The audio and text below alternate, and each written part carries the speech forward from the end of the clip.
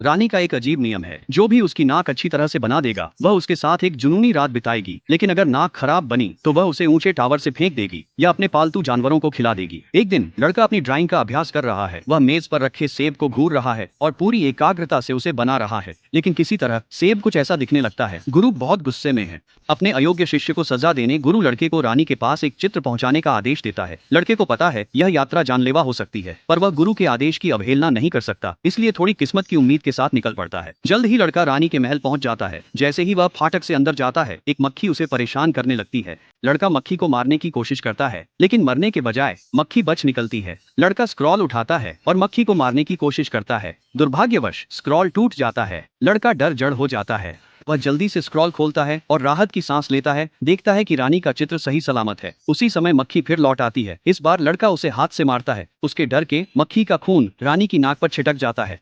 वह बेतहाशा उसे पोंछने की कोशिश करता है, लेकिन वह हटता नहीं। अन्य कलाकारों को एक एक करके स्वर्ग भेजते देख लड़का घबरा जाता है। वह और जोर से रगड़ता है, लेकिन गलती से चित्र से नाक ही मिटा देता है। लड़का असमंजस में है, सिर पटकता है, प्रेरणा पाने की कोशिश करता है। अचानक उसकी नजर एक पेंट ब्रश पर पड़ती है।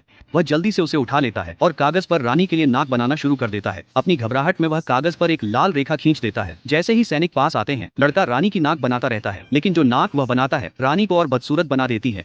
चाहे वह जैसे भी बनाए, वह रानी की असली नाक नहीं बना पाता। उसे पता है कि अगर वह सही नहीं बना पाया तो रानी का पालतू जानवर उसे खा जाएगा। इसके बारे में सोचकर उसका दिल जोर जोर से धड़कने लगता है, लेकिन अब बहुत देर हो चुकी है। सैनिक उसे पहले ही रानी के महल में ले जा चुके हैं। लड़का स्क्रॉल लेकर आगे बढ़ता है और अचानक रानी का बाघ अपना मुंह चौड़ा खोल देता है। डर के मारे लड़का जल्दी से स्क्रॉल खोल देता है।